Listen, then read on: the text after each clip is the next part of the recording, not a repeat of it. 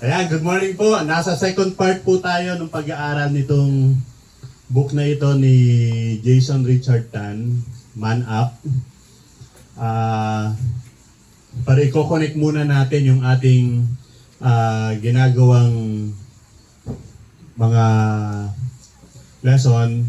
As kung marirecall nyo nung Sunday, nung pinopromote natin ito, ang isang binanggit ko in promotion itong ating event, yung pagiging astig talaga. No, yung astig, it's a ano ba to, colloquial ba? Colloquial term na ibig sabihin tigasin, no? Yun yung although ginawa natin siya na parang acronym, yung pinrovide ng leadership ng Amen, yung ako, si, ayan, tinawag at tinalaga ni God. But nakita ko lang na magandang i-connect lalo dun sa ating pag-aaralan ngayon.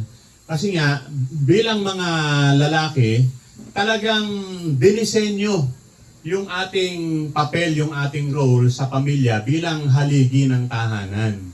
Merong ang pinasa si Kuya Dennis na isang reel, yung tinatanong yung mga bata, yung ang nanay ay, alam na mga bata, ang nanay ay ilaw ng tahanan. Ang tatay ay lasing. Sigaw ng sagot ng mga bata. Ang tatay ay halimaw. Ganun daw. So, nakakatawa siya in a way, pero kung siseryosohin natin, malungkot na larawan. Pagkang ganun yung naipo-project. Kasi nga naman, sa isang sabihin nating typical, sa maraming mga pamilya, yun yung nakikita, no, sa tatay. Parang halimaw talaga ng tahanan, no? Pero sabi nga, bilang haligi, dapat ang lalaki hindi malambot. No? Kasi nga, haligi. Kaya dapat astig talaga, hindi dapat malambot. Dahil malungkot, pagkang malambot yung haligi ng tahanan, yung prinsipyo na sinasabi natin, dapat hindi siya malambot sa kanyang paninindigan o prinsipyo. Dapat may prinsipyo ang haligi ng tahanan. Dapat hindi siya malambot sa pagharap sa responsibilidad. No, maraming mga lalaki, yung sabi natin sa lumang mga pananaw, sa pinanggalingan natin, di ba? Maraming mga lalaki gusto lang maging tatay. Di ba? Yung makagawa ng anak, bumuo ng anak, bumuntis. Pagkatapos, pagkang nabuo na, takbo sa responsibilidad. Yun yung karamihan. Kumbaga, kung wala tayo sa Panginoon, malamang ganyan tayo. So, dapat matigas tayo, matibay tayo sa pagharap sa responsibilidad. At pagkang tayo nagpamilya, talagang malaking responsibilidad yung ating papasanin. Hindi po pwedeng lalambot-lambot tayo dyan sa responsibilidad niya. Magugutom ang pamilya natin. Dapat hindi tayo malambot sa harap ng tukso. Dahil kung tayo'y malambot sa pagharap sa tukso, alam naman natin kahit saan tayo magpunta, meron talaga tayong tuksong haharapin. Di ba? Halimbawa, lapitin kayo. Diba? O, sino dito yung mga napakahirap niyan yung maging lapitin? Sabi nung iba, karanasan nila. No? Alam mo yan, yung tukso, of course, yung common na mga temptation sa atin, sa babae, sa pera, diba? Yan yung mga temptation sa atin at iba't iba pa, marami yan. So kinakailangan astig tayo dyan, matibay tayo dyan, na kayang mapagtagumpayan itong mga temptation na to. Yung pagsubok, yung iba't ibang pagsubok sa harap ng buhay. Dahil pagka ang ama ng tahanan, ang haligi ng tahanan ay sumuko, bumigay na, napakahirap naman, kawawang-kawawa yung pamilya natin. No? It's either talagang mawasak yan or merong ibang papasan. Mayroong ibang papasan. Yung, yan. Sa dami ng pagsubok sa buhay na nararanasan natin, kinakailangan nating matibay at bilang mga ama, and later on sa mga natin, magiging ama rin naman kung merong mga binatang naririto. So, mangunguna tayo sa pamilya at ang binibiyang emphasis natin para maging matigas, matibay tayo bilang mga lalaki o haligi ng tahanan, malaking bagay na makita natin yung karakter na ipinakita ng ating Panginoon na maging katulad tayo. ng ating Panginoong Jesus. Ano ba yung example ng Panginoong Jesus sa kanyang karakter?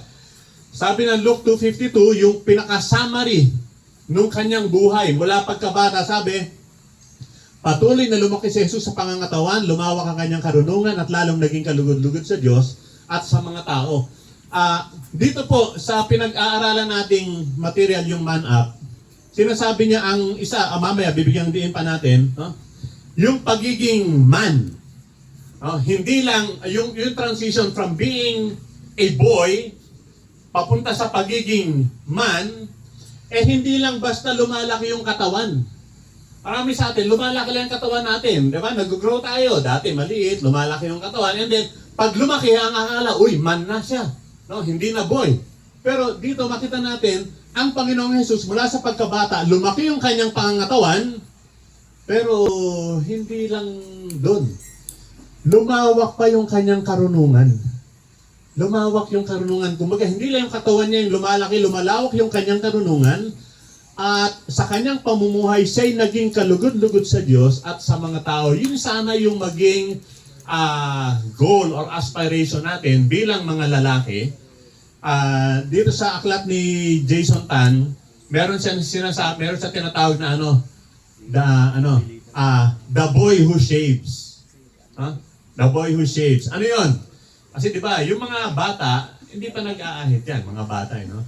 Pero, pagkang naging man na siya, lalaki na, nag-mature na, ayan, tumutubo na yung balbas, bigote, nag-aahit na, marami daw kasi na yung physical features nag-aahit na, pero yung ugali, yung character, boy pa rin.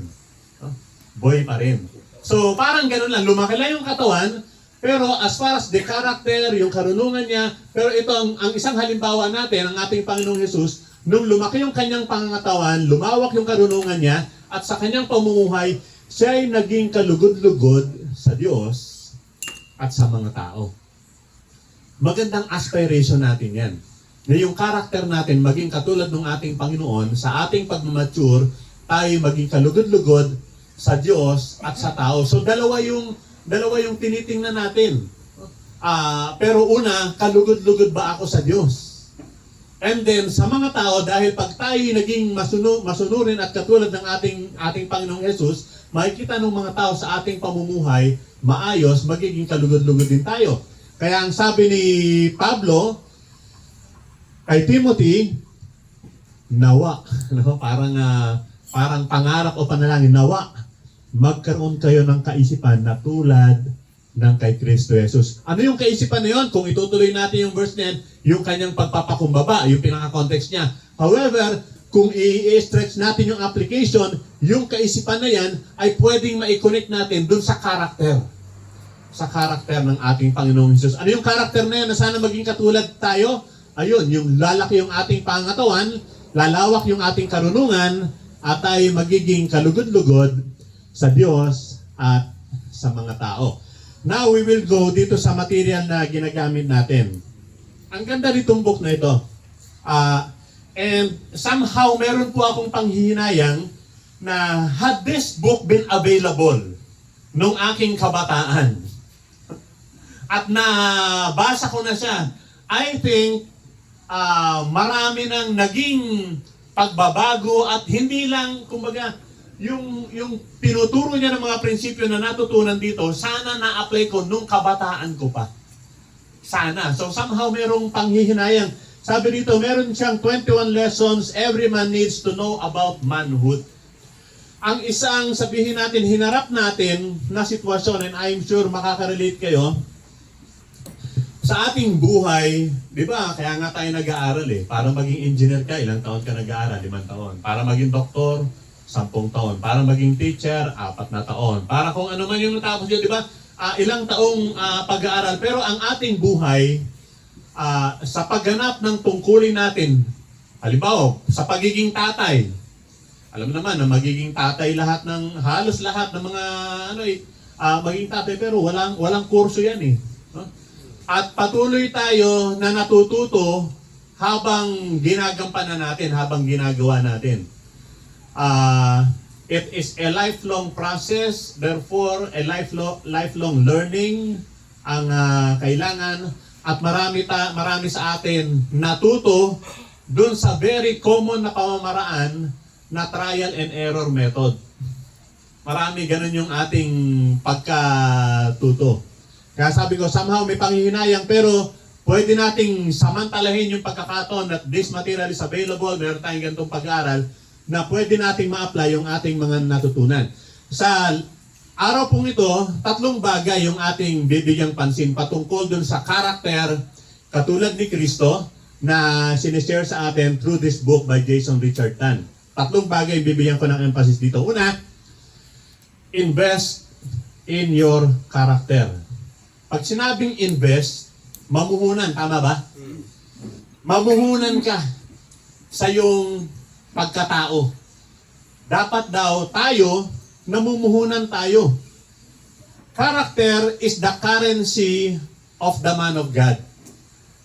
No matter how much time one devotes to prayer or worship, kahit na sabihin natin, yung mga spiritual discipline, yung prayer, devotion, and then involvement sa ministry, worship, sabi niya kahit na gaano daw kahaba yung time ilagay natin doon, kung hindi naman nai-impluwensyahan yung karakter,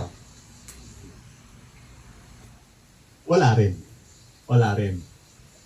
Sabi ni Jason Richard Tan, religiosity without character is hypocrisy. Medyo mabigat yung salita niya doon, no? Yung religiosity, yung magiging religious ka, yung mga spiritual disciplines ginagawa mo, pero hindi naaapektuhan, walang pagbabago sa karakter, sabi niya, that is hypocrisy. Pagkukunwari, hindi totoo. Hindi totoo. Kaya sabi niya, if you have to fail in something, meron siyang binanggit kasi si Jason Richard Tan ay nagtuturo daw siya sa Bible School. Pagkatapos, kasama sa itinuturo niya, yung mga mahihirap na, yung language ng original Bible, yung Hebrew at Greek, nagtuturo siya. At siyempre, merong exam. Ako, napakahirap po niyan. No? Yung language na yan. Nakapag-enroll ako sa Greek, everyday 30 vocabularies, everyday. So kung ilang araw yung times 30 yung mga vocabularies, matuto kang magbasa nung alphabet nila. So pagkatapos yon ay merong exam.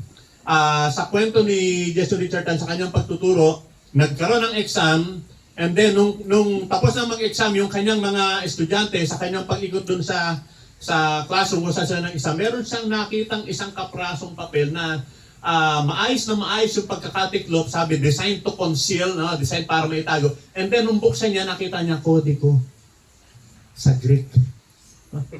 At sabi niya sinang hihinayang kasi karamihan ng mga estudyante niya, mga professional na pastor na. Tapos nag-cheat para makapasa dun sa subject na Greek. Kaya sabi niya, if you have to fail in something, kung kailangan mo mag-fail in something, decide to fail in Greek, decide to fail in math, decide to fail in bar exam, but not in the area of character. Kung babagsak ka rin lang, tanggapin mo na yung pagbagsak sa ibang mga bagay na yan. Pero huwag naman sa character ka babagsak. Wow. Because, sabi niya, character defines a man. Character defines a man. Lose it, and you lose everything.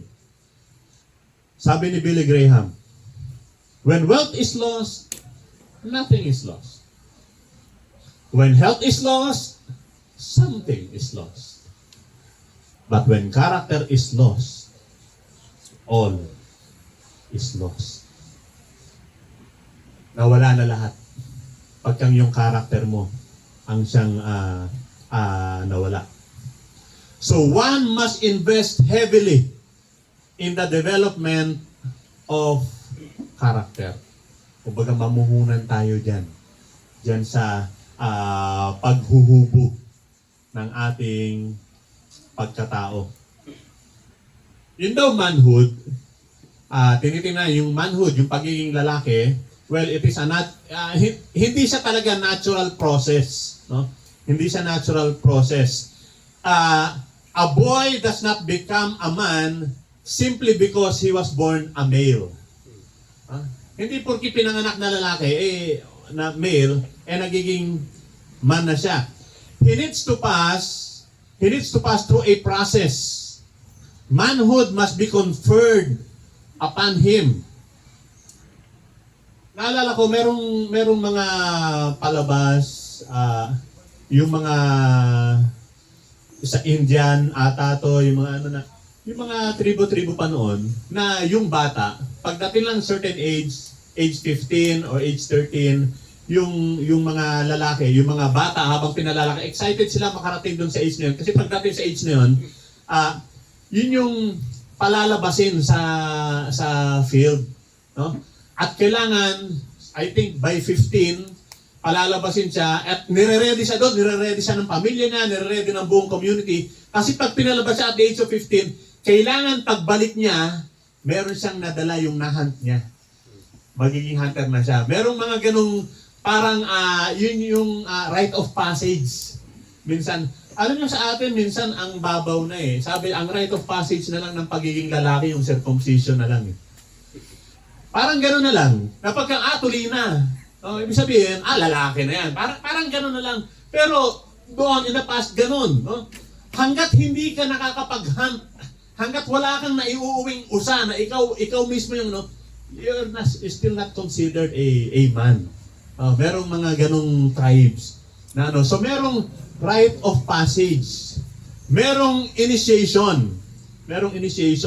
At sa panahon natin sa ngayon, kasi nga medyo moderno na yung panahon, halos mawala na yon.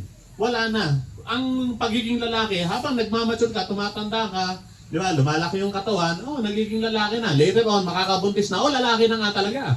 Yun na lang yung, parang gano'n na, ang babaw na lang nung, unlike before. Pero dito sa book natin, merong sinasabi si Jason Tan, that the process toward manhood, meron daw process toward manhood, na pwede nating i-apply sa panahon natin sa ngayon. Yun yung sabi ko, minsan nakakalungkot kasi sayang, nahuli, no?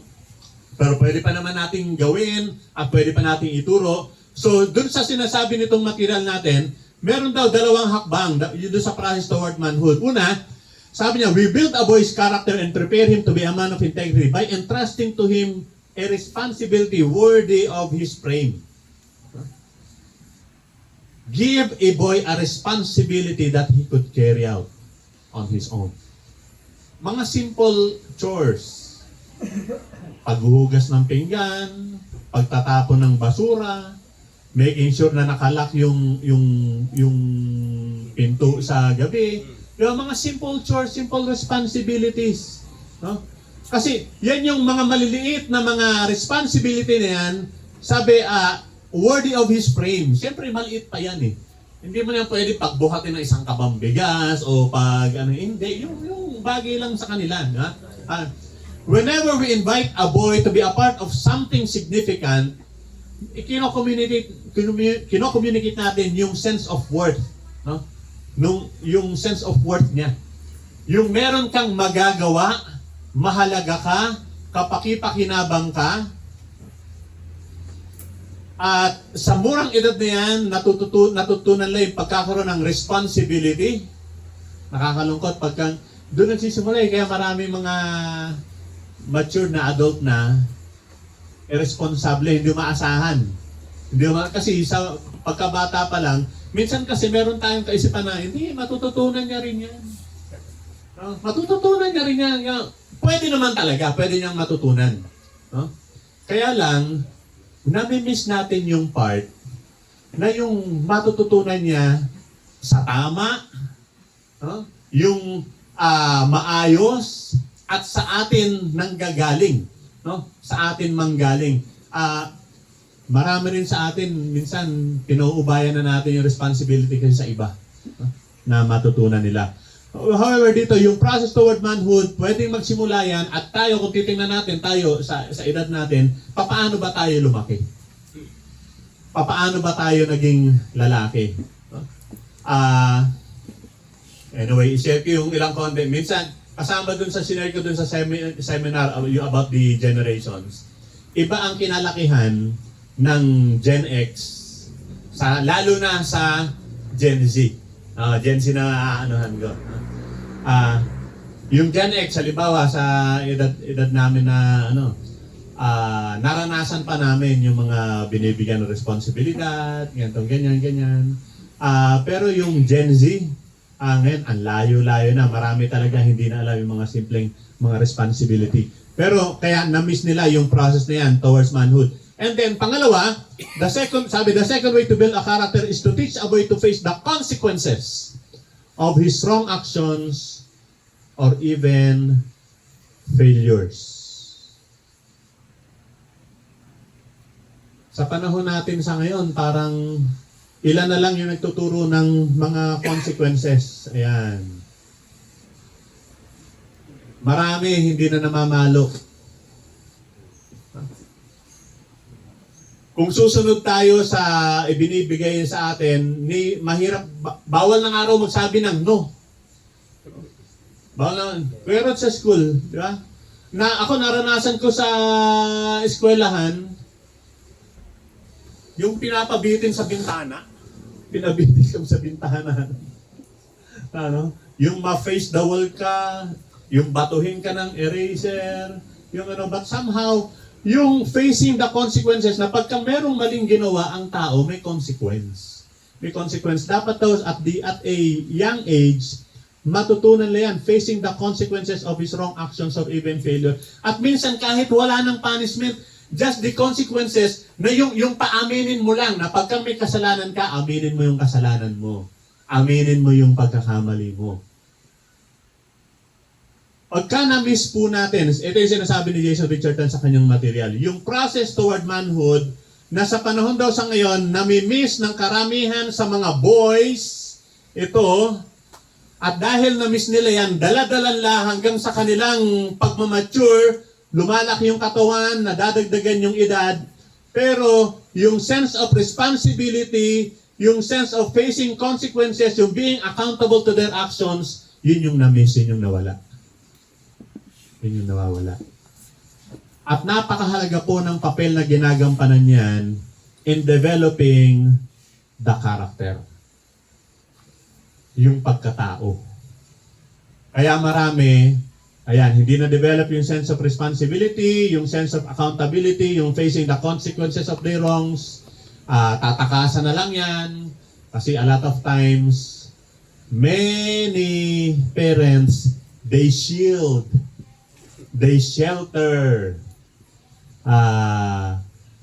their children. Diyan sa ano na yan. Mamaya pag-usapan natin later on yan.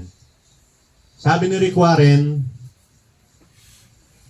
your character is the essential sum of your habits. Di ba, dinefine ni Pastor Willie sa atin yung habits. Ano yung habits?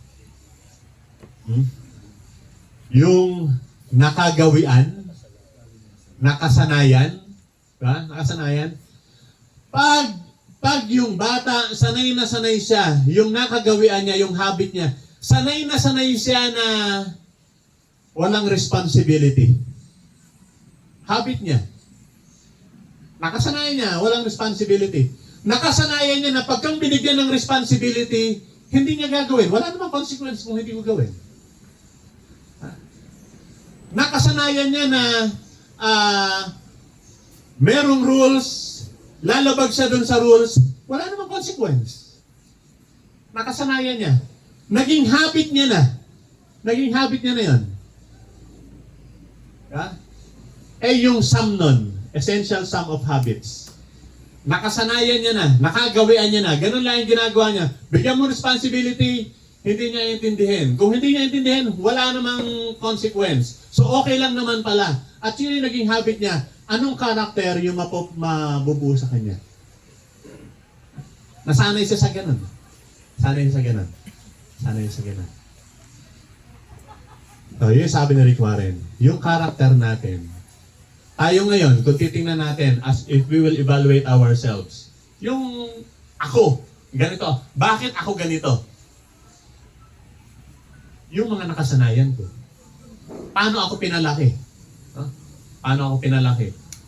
Pinalaki ako sa bahay na parang militar. may rules. Kaya somehow, siguro, dahil natutunan ko, ganun din yung ginawa ko sa aking pamilya. May rules. And siguro naiintindihan ko, kung ako lumaki dun sa ano na walang rules, grabe yung pagkasiraulo ko noon. Ang kinukwento ko one time, yung si Lila, yung anak ni Kuya Dennis, nag-work siya dun sa isang clinic. Yung doktor doon, kaklase ko nung high school, si Doc Ino. Sabi sa akin ni Lila one time, Pastor, may kinukwento si Doc tungkol sa ano. Sabi ko, paniwalaan mo.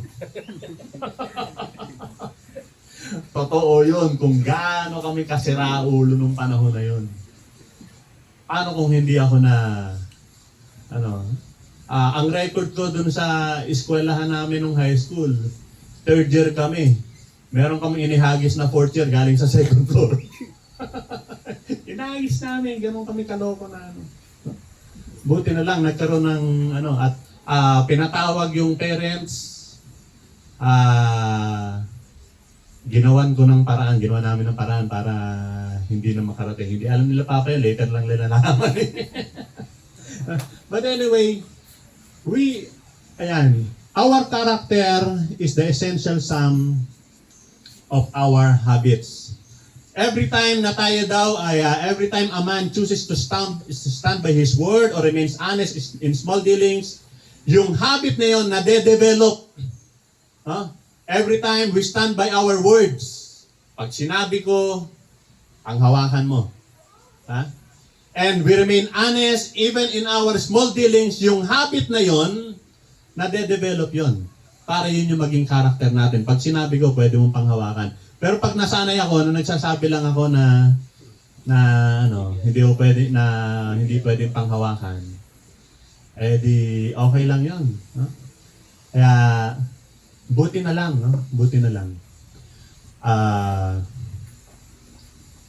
Torpe ako nung lumalaki. Torpe ako. Hindi madali sa aking manligaw. At hindi sa akin madali yung magsabi ng I love you. Hindi madali kasi mahiyain. Pero pagka ako nagsabi, ibig sabihin totoo yun. Hindi laro-laro lang.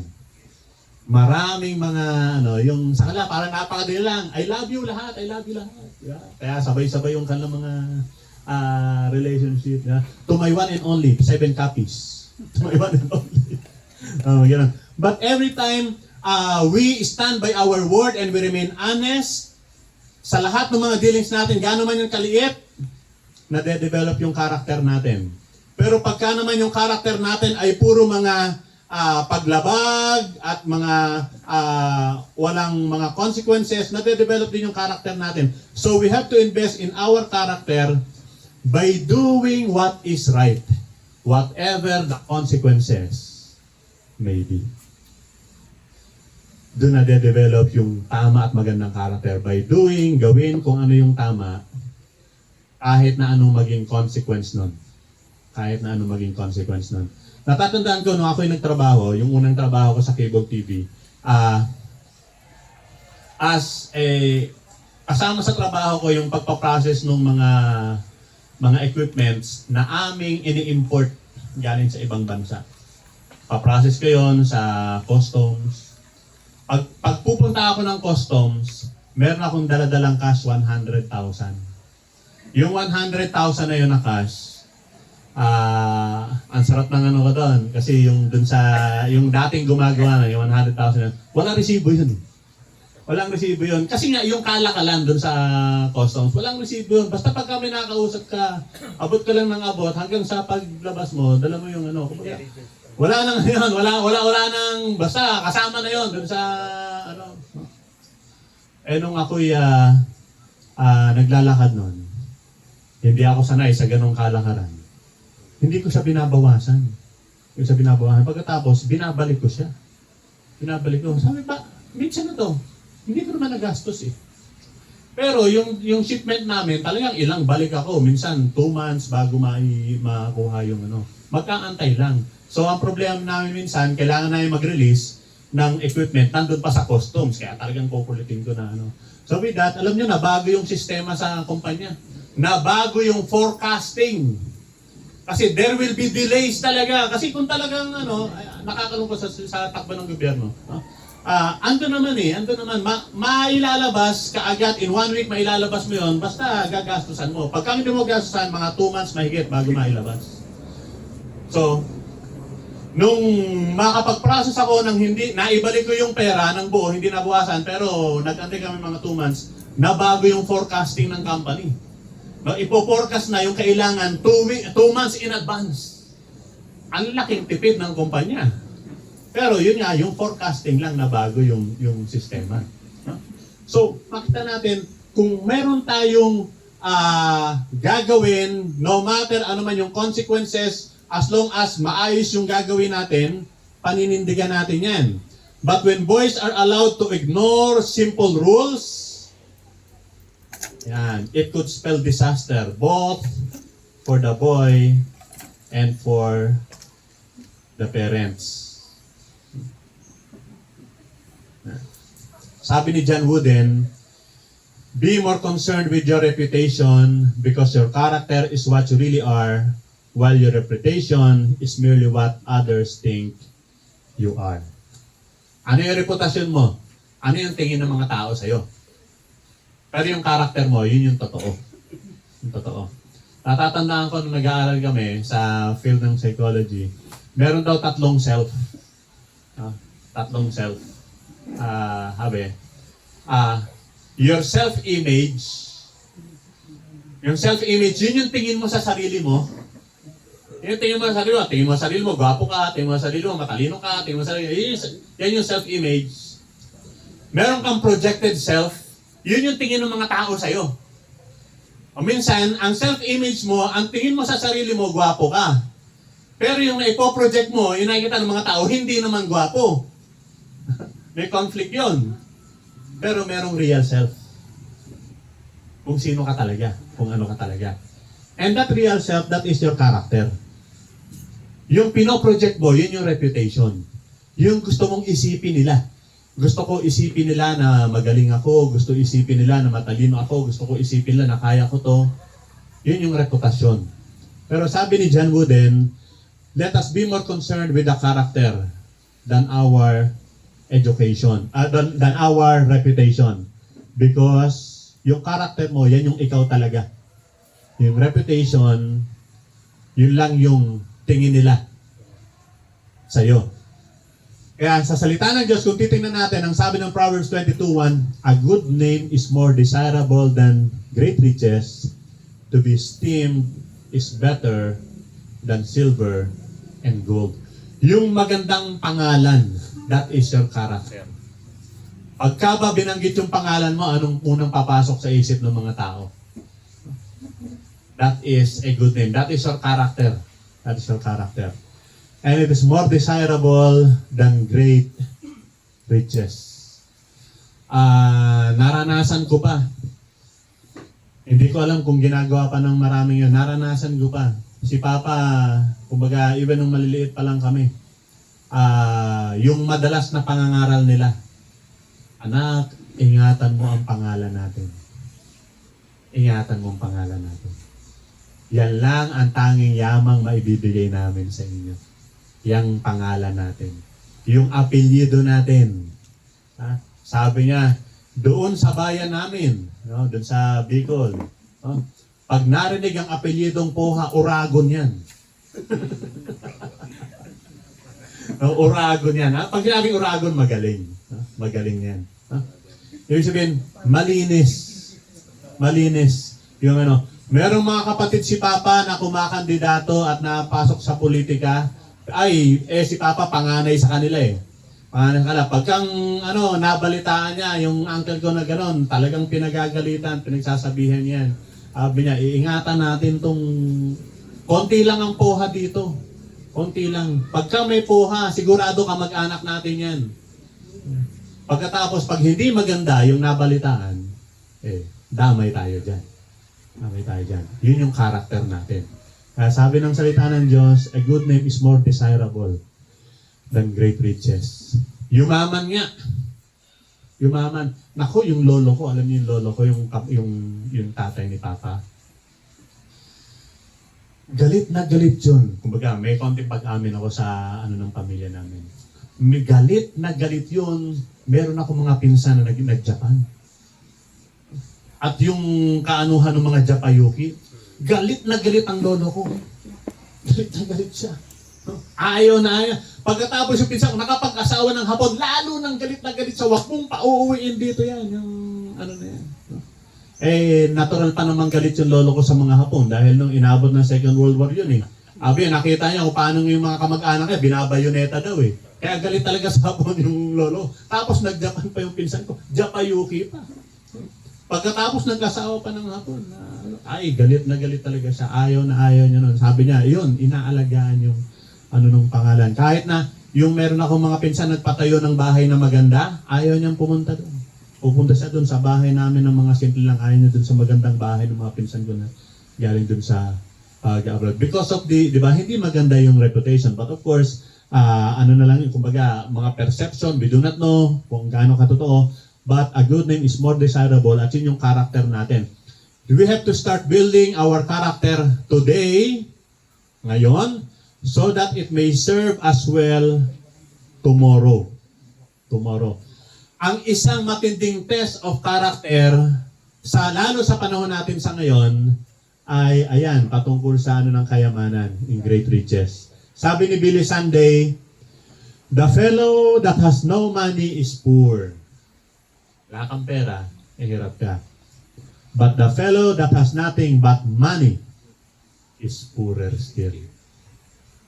Kung pera lang yung meron ka, wala kang karakter, wala kang pagkatao, mas mahirap ka. Yan ang sabi ni Billy Sunday.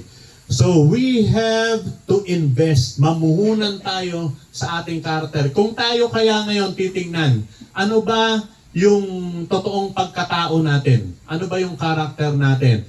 Was it, ayan ba, desirable ba yan? Yung pangalan natin, paano tayo titingnan yung sa Luke chapter 2 kanina about the Lord Jesus Christ, kinalulugdan ng Diyos, kinalulugdan ng mga tao dahil sa maayos na karakter.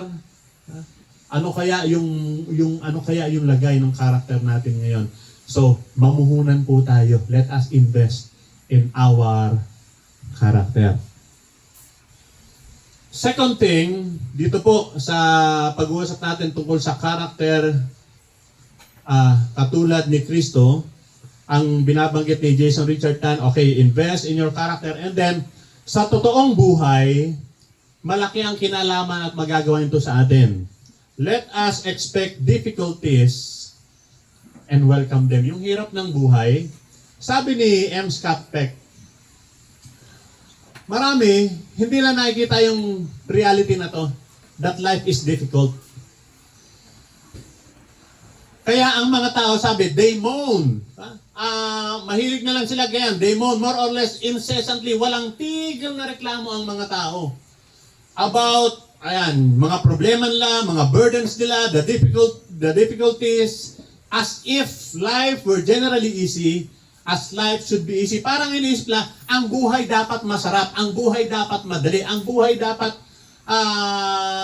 smooth, parang gano'n. Kaya ang mga tao, panay, sabi niya, moaning incessantly, they moan more or less, kasi most do not see this truth that life is difficult. Life is difficult. Sino dito yung lumaki na masarap nga talaga ang buhay? Hindi mahirap. Maliban daw na ipinanganak siya na hindi nakaranas ng difficult situation, for those who were sheltered from difficult situations, yung iba, yung hirap ng buhay, eto na, lalo sa mga kabataan ngayon. Ano yung mahirap na buhay na pag sinabi ngayon ng mga kabataan?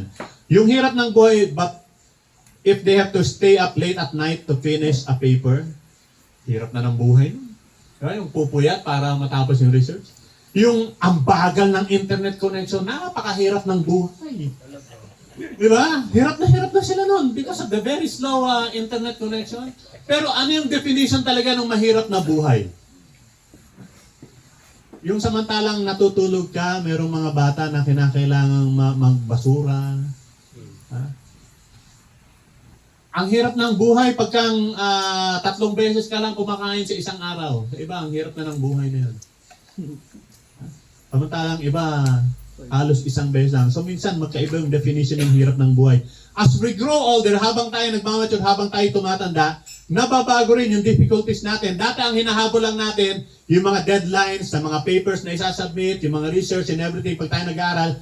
Pero habang tayo nagmamature, nagbabago yung mga deadlines na yan. Ano yung mga deadlines na hinahabol natin? Yung monthly rent, yung electricity bill, yung tuition fee. Ayan, nagbabago na yung mga deadlines na hinahabol natin. So makita natin, habang tayo nagmamature, habang tayo lumalaki, nagbabago yung mga difficulties natin. At ito yung nakita ni Tom Baudet. Sabi niya, in school, you're taught a lesson and then given a test.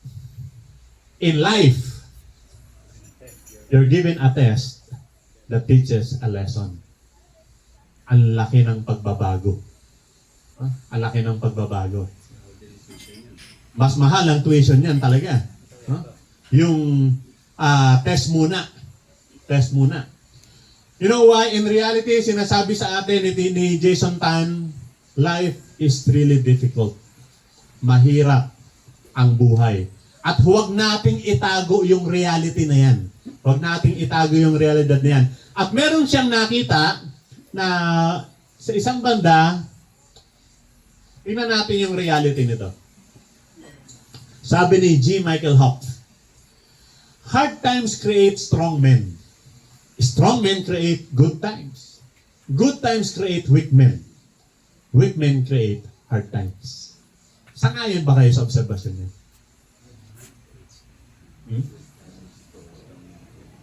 Yung hirap ng buhay, they produce strong men. Nakaranas ng hirap eh. Kaya matatag, matibay. Nagpupursige, nagpupunyagi. Kasi kung mahina, hindi magsusurvive. Hindi magsusurvive. Hirap ng buhay. Mga tao na buhay ng panahon ng gera, nung panahon ng Great Depression. Di ba? But itong mga malalakas na tao, dahil sa naranasan lang na hirap, diba? Naging creative sila, masipag sila, at nagsipag at gumawa talaga ng maayos. Strong men, they create good times. Inayos nila, para wag nang mahirap. At yung good times na yan, karamihan dyan iniisip na para sa mga anak ko. Para hindi nila maranasan yung hirap na naranasan ko. Di ba? Pamilyar sa mga magulang. Para, di ba? Para, kasi okay na yun. Ako na lang nakaranas ng hirap. Wag na sila. Gagawin ko lahat. So that, maprotektahan sila dun sa hard times na yan.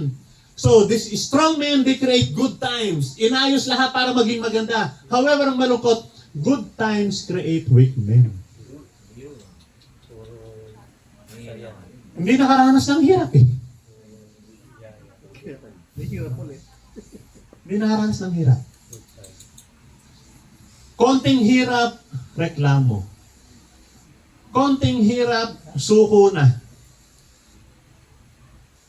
Alam po ninyo sa pag-aaral, napakataas ng suicide rate in the Gen Zs. Ang mga Gen Zs madaling ma-depress. Madali silang ma-depress. At ang taas ng suicide rate nila as compared sa Gen X. Lalo na sa boomers. Lalo na sa boomers. Yung nakaranas talaga ng hirap, talagang magpupursige yan, ano yan talaga. Pero yung hindi nakaranas ng hirap, yung mga problemang tatawanan lang ng mga nakaranas ng hirap talaga, sila hirap na dyan at magpapakamatay natin din mag-ano. The good times that were created by the strong men with very good intentions, unfortunately they create weak men. And these weak men will create hard times. And then, it will be a cycle. It will be a cycle. Kaya sabi nila, even yung ng mga mayayaman, yung halimbawa nasa Forbes, listahan ng mga mayayaman, sabi niya, kaya nagbabago-bago yan eh. Nagbabago-bago yan. Normally daw, in the 4th, 5th generation, nawawala na yan sa top. Kasi yung first generation, they create the wealth. The first generation, they create the wealth. The second generation, they expand the wealth. The third generation, they divide the wealth. And then the fourth generation, they spend the wealth. And then the fifth generation, wala ng wealth. Yun, obserbasyon nila yan sa ano ng mga mayayaman. Mga mayayaman. Yung mga, yung bang mga mayayaman natin, diba, sila Henry C. Saan ba nanggaling yan? Sa hirap. Diba? Sila Gokongwei sa hirap. Kaya sila Punyagi, hirap, yumaman. The second generation, they expand it. Sa observation, the third generation, hati-hati na. Adi-divide na yung kayamanan. So, nawawala na sila sa top. The fourth generation, na lumaki na sa sobrang sarap ng buhay. In-enjoy na lang nila yung lahat ng kayamanan na meron sila. Ayan. They spend the wealth. Ubos na. Habang nawawala sila, merong iba na nakaranas ng hirap na umaangat naman. Sila naman. Pabago-bago. So parang cycle siya. Parang cycle siya. Abe. Ito sabi ni Rick Warren, patungkol sa hirap ng buhay. Patungkol sa hirap ng buhay. Sabi niya, your most profound and intimate experiences of worship will likely be in your darkest days. When the pain is great and you turn to God alone, it is during suffering that we learn to pray our most authentic, heartfelt, honest to God prayers. When we're in pain, we don't have the energy for superficial prayers. Mahirap ang buhay. At minsan, yung hirap na yan, ang sabi nga ni let us expect it. And let us welcome them as part. Dahil yung hirap ng buhay na yan, malaki ituturo sa atin yan. Kaysa dun sa mga sinishelter natin, sinishield natin, na ayaw nating iparanas yung hirap ng buhay dun sa kanila, pagdating ng panahon, sila rin yung mahihirapan. Ito sabi niya, it is during suffering we learn to pray our most authentic, heartfelt, and honest to God prayers. When you're in pain, wala kang superficial prayers. Yun yung, pagkang sabi niya, when the pain is great and you turn to God alone, sa Kanya lang talaga. Meron sinabi dito sabi ni Jason Tan, unless we come to a point where God is all we've got, ang Diyos na lang yung meron ka, we will never realize that He is all we will ever need. Siya lang pala talaga yung kailangan mo. Dahil sa hirap ng buhay na pwede nating maranasan. Ayan. Doon ka magkakaroon mga honest to God prayers, yung mga authentic na mga prayers, hindi yung mga thank you for the food, na mga prayers. Lord, sana ingatan mo ganyan-ganyan. Normally, mga common ng mga prayers natin na minsan, binabanggit na nga lang natin without even meaning yung mga inaan natin. Pero yung mga authentic, heartfelt, honest to God prayers. I could recall dalawa. Sabi ko dalawa, yung pinakamatitinding prayers ko talaga, I could recall. One, Ondoy. During Ondoy, hindi ko makakalimutan yun. Nung nasa Montalban ako, lumulubog na ang Marikina. And then, nasa third floor na yung pamilya ko. Pagkatapos, tinatawagan ko, hindi ko na sila makontak. Hindi ko na alam ano nangyayari sa kanila. Yun, lumuhod talaga ako sa office. Ako sabi ko, uwi ako. Kaya nilakad ko yan from Montalban hanggang bahay. Umalis ako doon, mag-aalas 4 ng hapon, nakarating ako sa gate ng Provident, mag-aalas 4 madaling araw. Pero bago ako umalis, lumuhod talaga ako. Sabi ko, Lord, kung may gagawin ka, ready mo lang ako. Baka hindi ko kaya. Ang bigat, ang hirap. And yung second na talagang, ayun, authentic, heartfelt, honest to God prayers. Yung stage 4 cancer nila. Hindi ko malilimutan yung mga panahon na yun. Yung mga difficulties, yung hirap ng buhay, yung mga challenges na mabibigat. Sabi ni Jason Tan, expect it. and welcome them. Merong ituturo sa'yo sa karakter mo. Yung mga difficulties na yan. Sabi ng James 1:3-4, because you know that the testing of your faith develops perseverance. Perseverance must finish its work, so that you may be mature. Talagang itong computer na to pamali-mali kung ano. Wow. So that you may be mature and complete, not lacking in anything.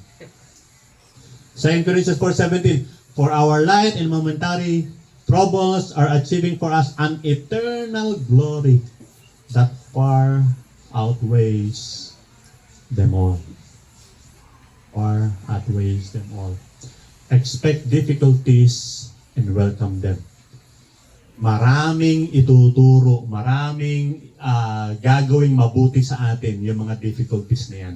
Huwag tayong matakot, huwag nating i-shield yung mga anak natin, yung mga natin sa mga difficulties na yan. Pwede natin silang gabayan, pero wag hayaan nating maranasan nila. Minsan, di ba, yung yung mga baby, nadapa. Diba? Alalay kagad na. Yaman tumayo. Minsan, of course, alam natin bilang magulang, alam naman nila na nandyan tayo. But there will be times na kinakailangan nating hayaan sila. Kaya maranasan nila yan. Yung mga ano na yun. At maranasan nila na ang tulong, ang saklolo, hindi lang sa atin ang gagayang. Maganda ma-encounter nila, ang Diyos mismo yung yung tutulong sa kanila sa ganung ano. Sometimes, ang laki ng tendency sa ating mga magulang that we play God. Parang tayo yung Diyos. Ayan, expect difficulties and welcome them. Pangatlong bagay na bibigyang diin natin in developing the character na katulad ni Kristo. Sabi ni Jason Tan, master your appetite before it consumes you. Meron siyang kwento, sabi niya yung kwento, sa isang lugar daw, malamang sa Bulacan to hindi niya binanggit meron daw isang lugar ng mga magsasaka na pagka yung piyesta nila, yung patron nila ay mahilig silang pagkang piyesta, yung may mga activities patungkol sa kalabaw, yung karera ng kalabaw, gano'n. Yun daw ay panahon din para dun sa mga batang kalabaw, kinakapon. Tuwing piyesta yon, habang yung mga mature na kalabaw ay nasa karera, yung karera at yung mga batang kalabaw na lalaki, kinakapon. No? Yun daw, parang kasabay ng selebrasyon nila, yung pagkapon, yung neutering ng karabaw. Meron ng tanong, bakit kinakailangan kapunin yung karabaw?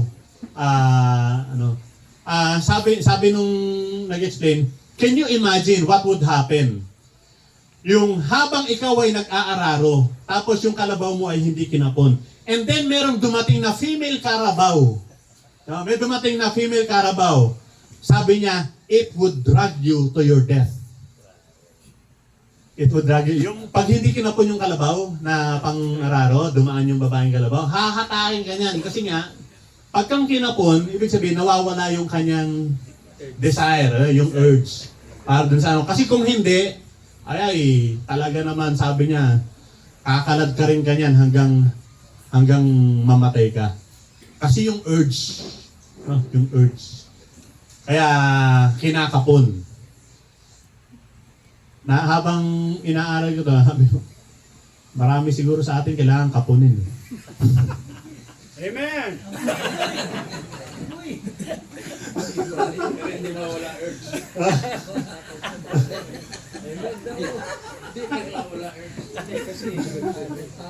Kasi nga, kaya sabi niya, master your appetite. Yung appetite, di ba? Yung mga gustong-gusto. Yung gustong-gusto. Because pagkang hindi natin na-master yan, it will consume you. It will consume you. Your appetite. Sabi ng Proverbs 25:28, like a city whose walls are broken down is a man who lacks self-control. Yan, yung pagpipigil sa sarili. Katulad daw siya ng isang city na walang kadepensa. Walang kadepensa. Katulad daw nung kalabaw na hindi kinapon. We may have all the strength, we may have all the potential, but we could not keep a straight line. Kasi di ba pagkang yung nag-aararo yung kalabaw, kailangan straight. Ito pag ano. Pero, di ba, pwedeng malakas ka, you have all the strength, you have the potential, pero pag hindi kinapon yung kalabaw, hindi yan, ano, kasi lagi naghahanap yan ng babae na, anuhan. Ha? Mm-hmm. So, subject your body and appetites to discipline. Control them and master them. Merong meron silang ginawa, yung kinote dito, yung Stanford Marshmallow Test. Yung Stanford Marshmallow Test.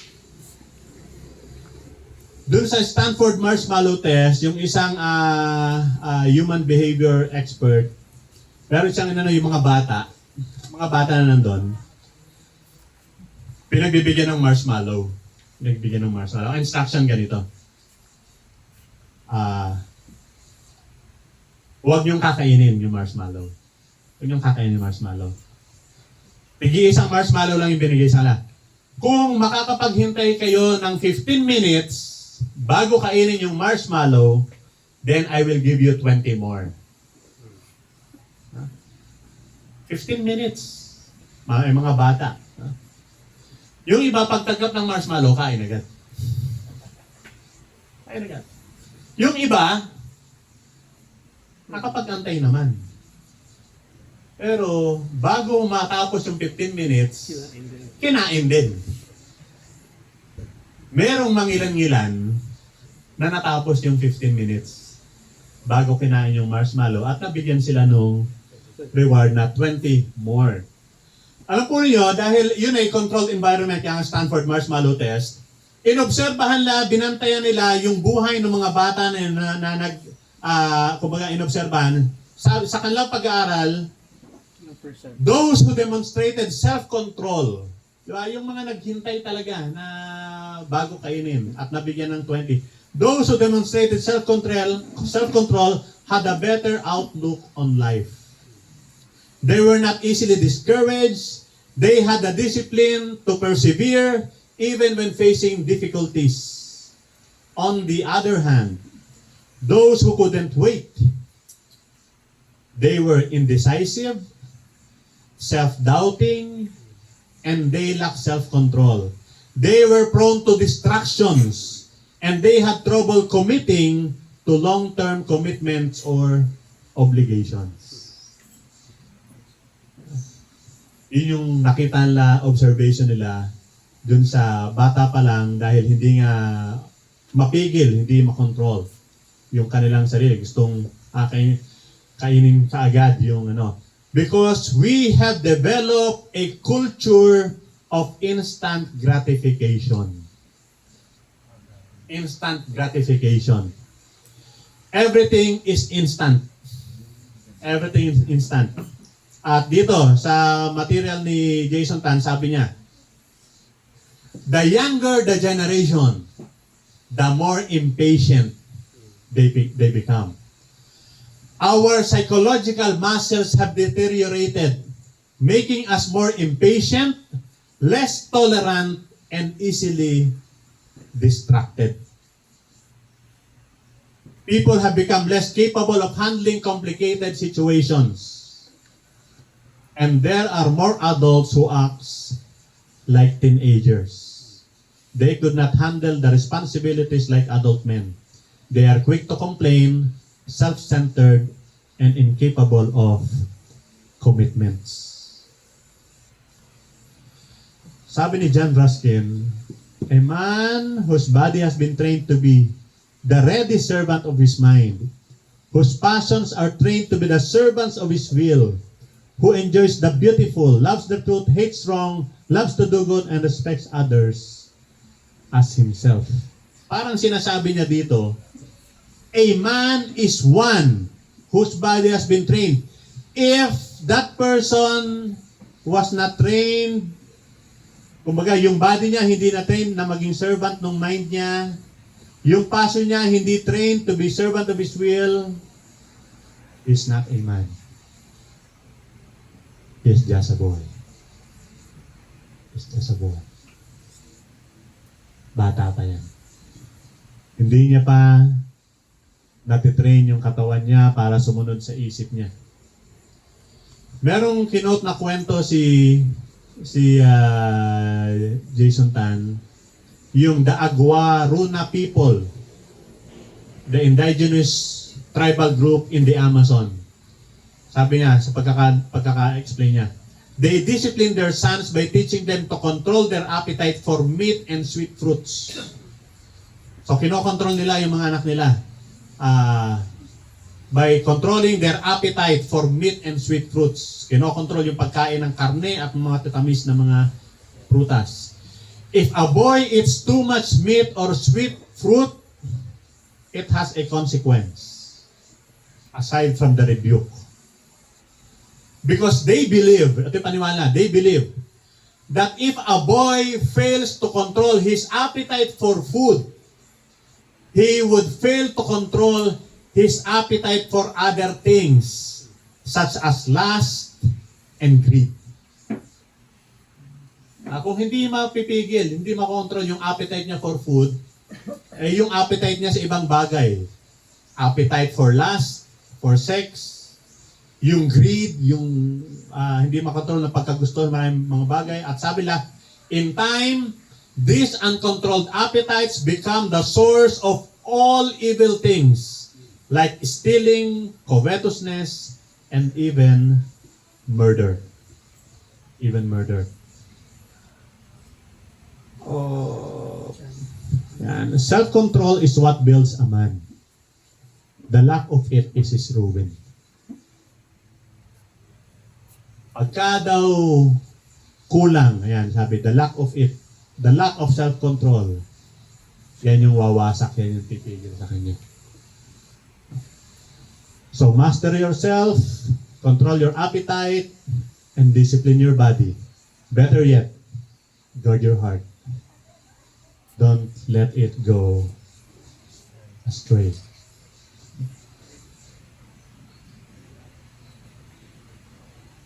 Ang dami ko nang nilaktawan dun sa kasi 12:11 eh. Baka hindi na natin makontrol yung ating appetite. But anyway, ito sabi niya, nasa bandang introduction to ni Jason Tan. Sabi niya, there is a decline in our society and that is the decline of real men. There is a decline of real men. It's not about the existence of males, but real men. Maraming males. Maraming mali. Maraming mali. No? Pero yung real men, there is a decline. It seems like real men are becoming less and less, almost a rarefied. Parang kaunti na lang talaga. Kaunti na lang talaga. Ang tanong ngayon, paano maging astig? Yun yung real men. Yung astig. Kaya ang gusto natin sa MCF, yung mga lalaki, astig talaga, real men. Hindi boys. Hindi immature. Hindi irresponsable. Hindi yung mahina sa pagsubok. Hindi yung bibigay kagad pagdating ng tukso. Hindi yun. Kailangan astig, real men talaga. Yan ang gusto natin. So, to summarize, mag-invest, mamuhunan sa karakter. Mamuhunan sa karakter. Ingatan ang pangalan. Expect difficulties. Welcome them. I-ready natin yung sarili natin na mahirap ang buhay. Kadalasan, yung mga mali na ginagawa natin ay dahil sa kagustuhan natin na pag-aangin at pasarapin ang buhay natin, tinatakasan natin yung hirap. Kaya marami, shortcut, di ba yung mga shortcuts? In term nila sa mga Amerikano, cutting corners. Diba? So shortcutin mo na kasi ayaw mong dumaan dun sa proseso, dun sa mahaba, dun sa hindi. Sabi, expect difficulties. Welcome them. Maraming ituturo sa atin yan to be real men. Master your appetite. Self-control. Before it consumes you. And finally, we have to surrender our life. to the Lordship of Jesus Christ. Pag si Kristo yung Panginoon natin, at gagawin, susundin natin yung itinuturo niya sa atin. Katulad ng buhay ng ating Panginoon, at siya yung ating modelo, yung aral niya ipapamuhay natin, magiging tunay na lalaki tayo. No? Real men. Ang tunay na lalaki, hindi yung siga, palaaway, maraming babae, hindi ano. Hindi yun. Hindi yun yung tunay na lalaki. Alala ko yung kwento ni Pastor Willie to parang kwento pero kwento ata ni Kuya Clem yan So, merong isang lalaki na isang seminar. Pinagyayabang niya pa. Sabi niya, pag lumabas ako dito sa lugar na to, kahit saang direksyon ako pumunta, may uuwian ako. Kahit saang direksyon, may uuwian. Ibig sabihin, mga karelasyon siya dyan. Kahit anong direksyon. Proud na proud pa siya. Yun ang, nasabi ata ni Kuya Clem na wala palang pinagkaiba to dun sa aso namin.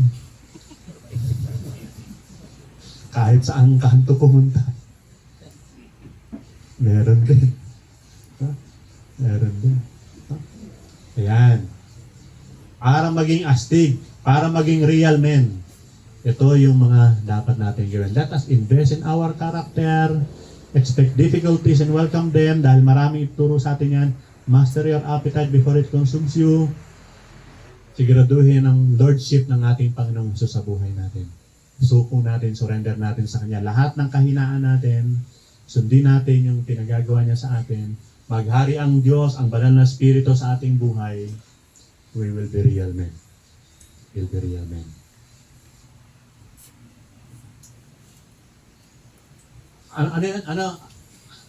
Kuya Jel, ano yung astig? Paano gawin niyo? Astig sign. Astig sign!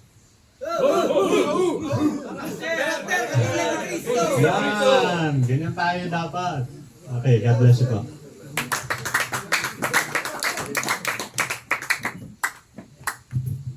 Salamat sa mensahe ng Panginoon. Salamat po, Pastor. Sino pong gutom na? Astig! Astig! Sige po, magpakagutom pa tayo. Sige po, ano tayo? Magpapawis tayo ng konti bago kumain. Para masarap yung kain. Kasi gagawin natin mamaya, yung kain natin, imbis na 1 hour, gawin natin 30 minutes na lang. Master yung appetite. Yeah. Sige po. Bilang na lang po tayo, group tayo ng dalawa. 1, 2, 1, 2. 1.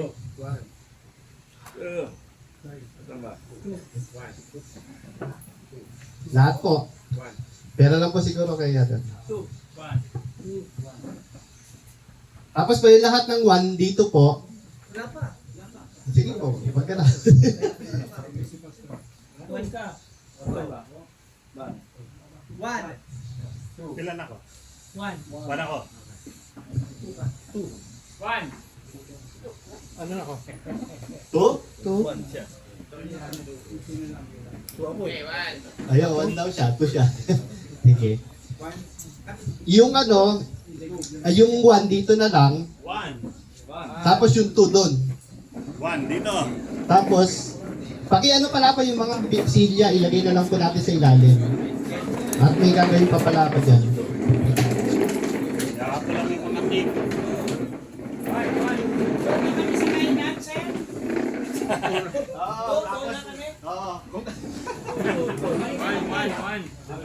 1.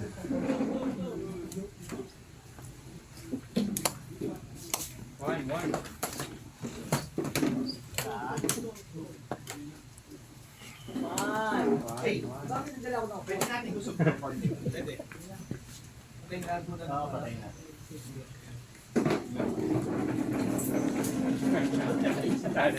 Ano? Huwag na po ng braso. Basket talo tayo. Bulong braso? Sino ba malaki doon?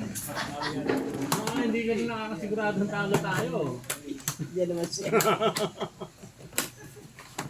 Dali Malupit to.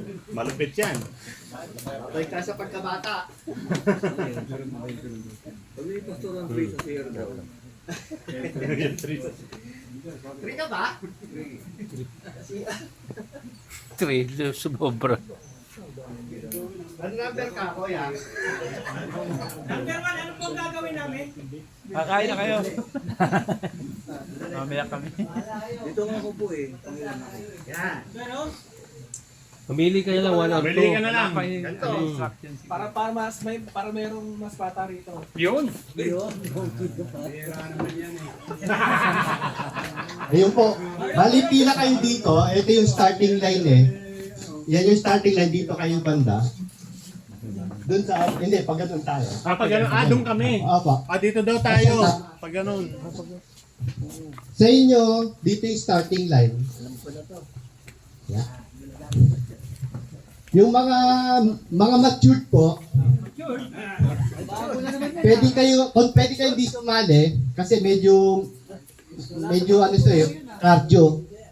So, pwede kayong, opo, kung ano lang, pwede lang kayo, ano, sumali. Kung hindi nyo kaya, pwede naman din. Mag-chill na lang. Sauna na kami. Hindi po ang magiging role nyo, pwede kayong mag-strategize kung paano nyo gagawin yung ano. Oo, ganun. Bali yung gagawin nyo lang, parang larong bata lang ito eh. Jack and Koy lang po tayo. Pero, medyo lalagyan natin ng challenge. Ang gagawin nyo, di pa merong isa dyan, isa rito. Pagka-hacking kayo dito, pabilisan. Di abang maandar ka ron. Kung sino yung mauna, hanggang magkasalubong kayo. Pag nagkasalubong kayo, Jack and Koy. Kunwari, natalo mo siya, out na siya. Pag natalo siya, ang gagawin mo, dumiretso ka pa rin. Up ka pa rin hanggang dun. Ang gagawin naman nun, i-block ka niya eh. I-block ka niya. So out na yung isa dito, yung isa dapat, mag-hop in siya ron hanggang sa ma-meet ka dun, kung saan ka mag-stop. Jack and Koy ulit. So, ganun, hanggang sino yung makakakuha ng kalaban, yun yung mananalo. Kailangan mag-meet kayo. So, ang purpose mo, Isa-isa lang ang ano. opo, isa-isa lang. So, kaya strategize nyo kung sino yung gusto nyong mabilis, kung sino, kung paano, basta, Ang pag-hop, hindi pwede hop in. takbo. Opo, hindi po. Hindi pwede Hop takbo. lang. Hop talaga. Kaya, yan, very good. Ganun. Opo. o game na yan ha, game na yan ha. Si Pastor Nes, sa group 1 yan eh, hindi ba kahap?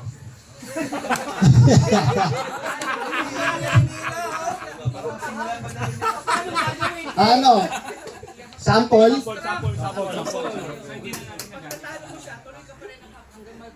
Oo. Kailangan ready yung nandito para sa malubong.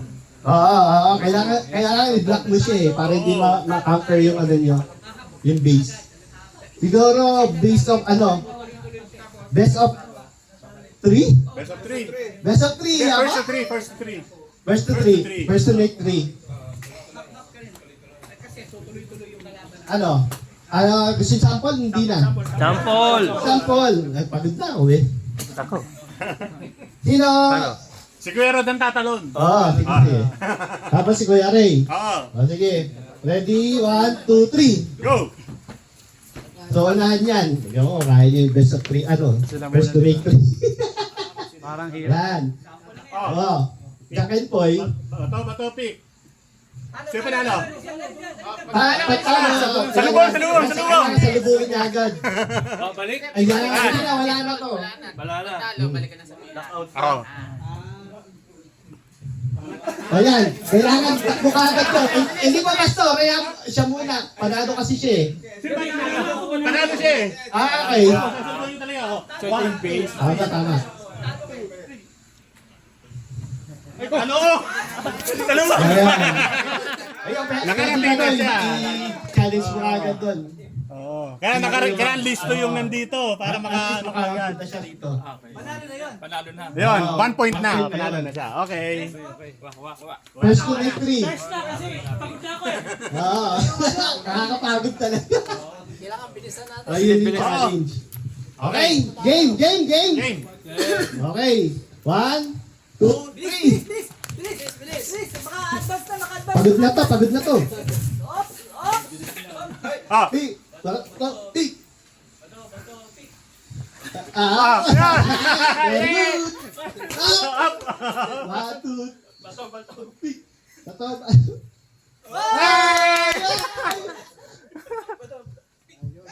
Talo!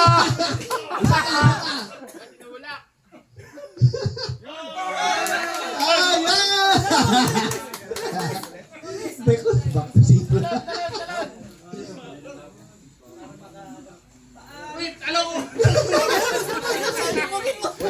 Namemerso lang si Kuya Carl. Bike na lang, bike.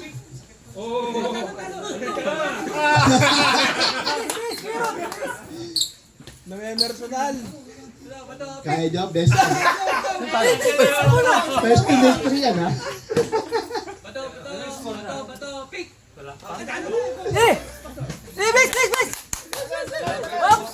Bato, pick!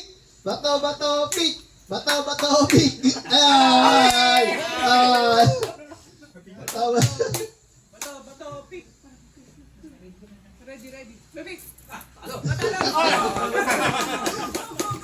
ang bilis, oh. Wala pa. Sino dito? Wala, ay,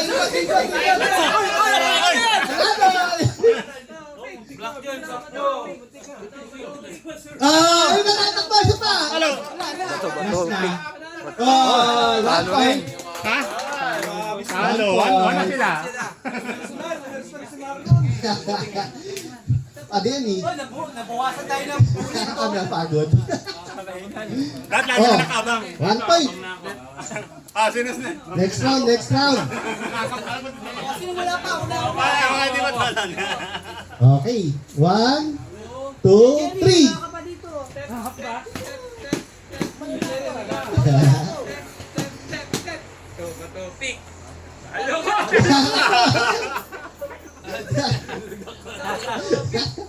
Talo!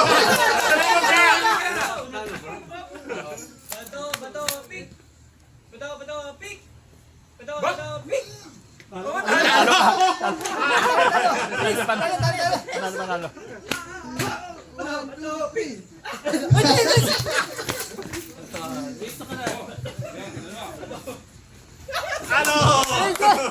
Nakaharang mo. Tako! Ay, mga tiniti. Baka matatalo nyo.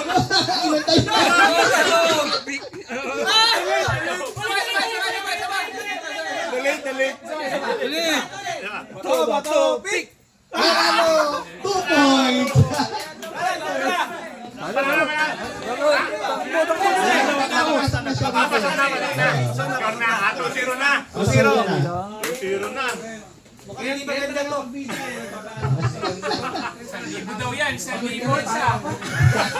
Ano na mahirap? Ready na? Mas masarap kumain po dito pagkatapos. Okay, game. Okay, 1, ready, get set, go! Si Kuya Ray, pagod na, oh.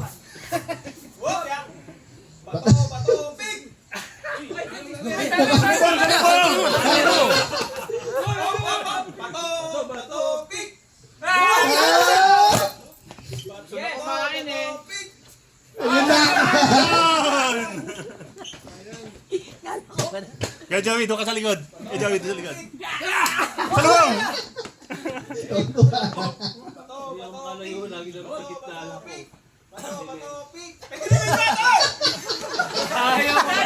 Ayaw mo, ha?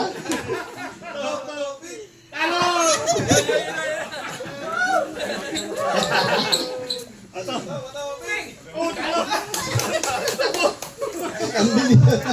Ang dalawa yung inaano, ha? Pinatalon, ha? Ang bilis.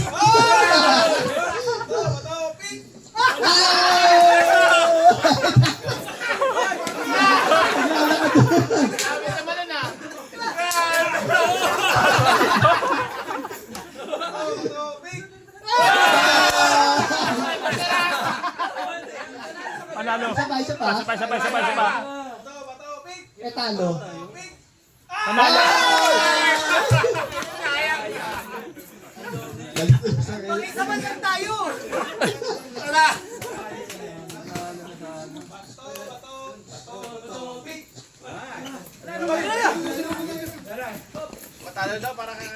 Oo. Lumala ka ba? Nakasabaan lang, no? Yari na kayo. Ay, galit na si Kuya Rod. Ay, ako. Nagalit pero wala rin eh. Ano bang? Bato, pig. Bato, pig. Ay! Ayun, nakagita Ay, ako. ay, ay, ay, Malaban pa. ay, babik pa. Bato, pig. Game face. Ay, ay, ay.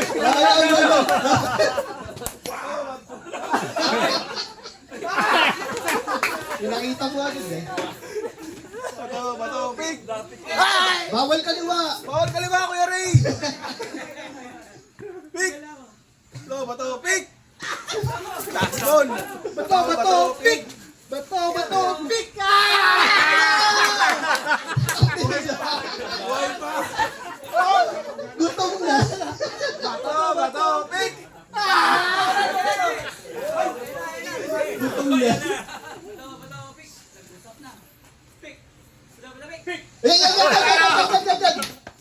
Bato, pig.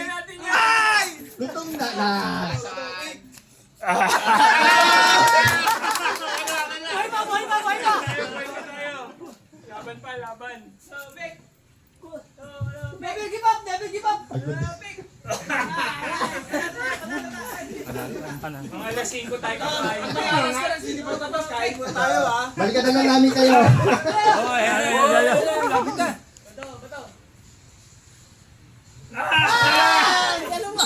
Malapit na eh.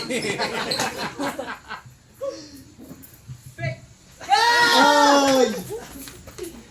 Ayaw mo.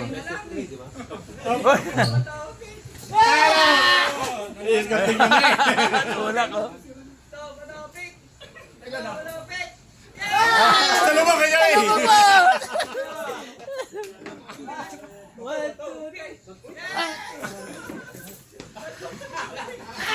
Ay, nagpapagota mo.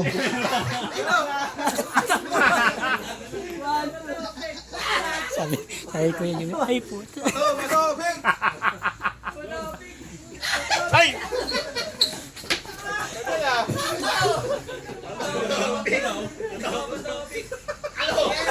Last 2 minutes. Last 2 minutes. Nagugutom na. Bato. Ay, ganun pa.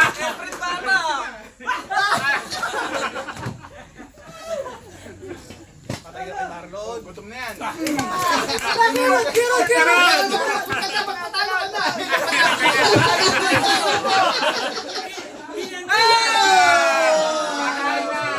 na.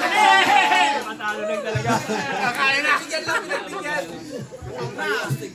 Nagutom eh. Pinagbigyan. Salamat po ng marami. Gutom tayo. Sige po, siguro bigyan natin lang ng konting reflection yung ginawa natin yung Pwede mo pa. Hindi na po mo po. Pinagpawisan. Di ba bago tayo kumain? Yung ginawa po natin parang parang invest in your character talaga yan. Bawat isa nabigyan ng responsibility, which is yun sa, nag-reflect yun sa integrity. Simple lang siya, pero in the process, natututo tayo. Natututo tayong manggulang. Pero, kasi ginagawa na pong personal talaga eh. Pero po yun, kasama dun sa building ng character is yung consequence, no? Pag natalo, yung bawat failure, i-accept natin. Tapos yung essential sum of your habits, honesty. So pag may natalo, honest naman silang nag-give way para doon sa mga nananalo. And it builds your character, no? Tumakbo na po, yun nga po, medyo sa experience, nag-iba na yung yung pananaw sa buhay. So yung honesty nga, it builds your character and it tells you who you really are. Tapos yung expect difficulties, siyempre, nakita nyo, nananalo yung isa and mahirap talaga magtatalon ka. So, Kaya yung iba naglalakad, nagtumatakbo na lang, hindi na maghahap. Expect difficulties and learn from them. So siguro yun na yung naging, naging strategy nyo, imbis na mag-hop, nagmadali na lang kayo. Tapos master your appetite before it consumes you. So self-control. Yung iba, nagwe-wait bago yung turn nila. Yung iba naman sobrang waiting. Inuubos na lang yung oras. Dahil po sa kagutuman. Ayun po, sa lahat, sabi nga po rin sa conclusion is surrender your life to the Lordship of Jesus Christ. So, I hope nasiyahan po lahat at napagod para po sa pagkain. Maraming salamat po. Siguro, kain na tayo. Yung 1 hour po natin kain, gawin na lang natin 30 minutes. Cowboy muna. Sige po. Pwede na? Sino mo fry? Pagkain. Oo nga. Sino ba Sa mag... baba yung ano natin sa baba. Sige po, siguro tawagin na lang po natin si...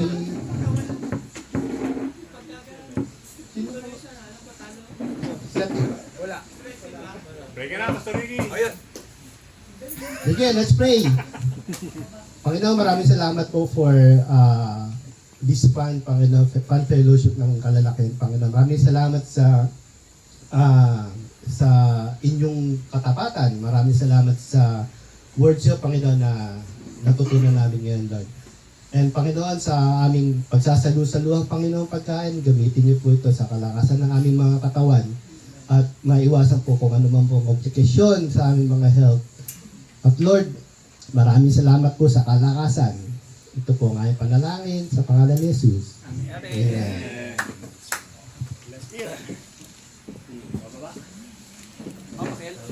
Pakialalayan lang po yung ating mga senior pababa. Pagkitin natin yung thank you po.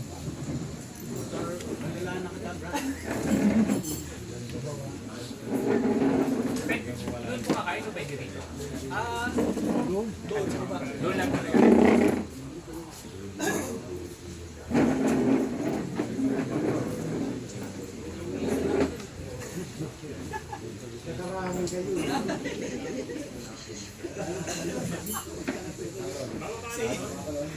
Brother Joey, ano eh. May ano ba eh. Nang dinili. Dili. Parang gano'n. Oo. Dili ka lang, brother eh. Brad, dili ka. May drag, nadidelay. Nakagano na yung kalaban. Yung isa naman, ginanon niya kaagad. Kaya alam mo kalaban na Hindi susunod ko eh.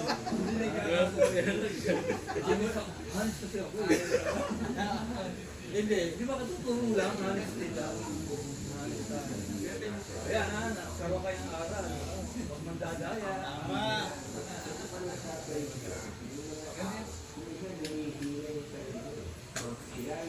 Ayos.